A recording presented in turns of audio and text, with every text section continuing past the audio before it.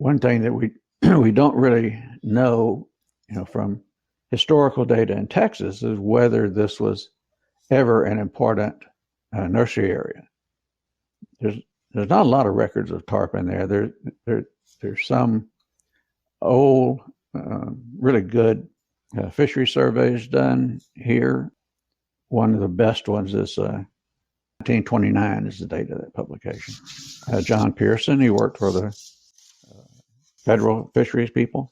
So he did a really extensive survey of fish up and down the Texas coast. And juvenile tarpon are not an important part of the fish that he surveyed, even back at that time. So it's not clear that Texas was ever a important nursery area. A lot of people point to the construction of dams and cutting off the fresh water that's coming into the coast.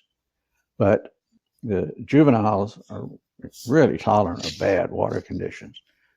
So it seems to me, it's just my personal opinion, that cutting off fresh water from the lakes and rivers would not ruin the habitat for small tarpon. I mean, it might even make it better because there's less competition in that bad water condition.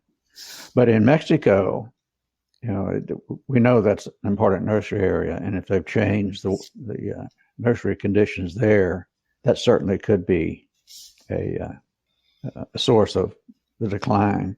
The problem that the Mexican scientists were talking about was water quality. The cutting down the forest and putting in pineapples and bananas, and they use a lot of herbicides and pesticides. The water quality in terms of clarity would change because of all the sediment. I mean, these are just anecdotal things we were hearing from the scientists, but it sounded to me like they were convinced that the quality of the nursery habitat had declined substantially over the 40, 50 years.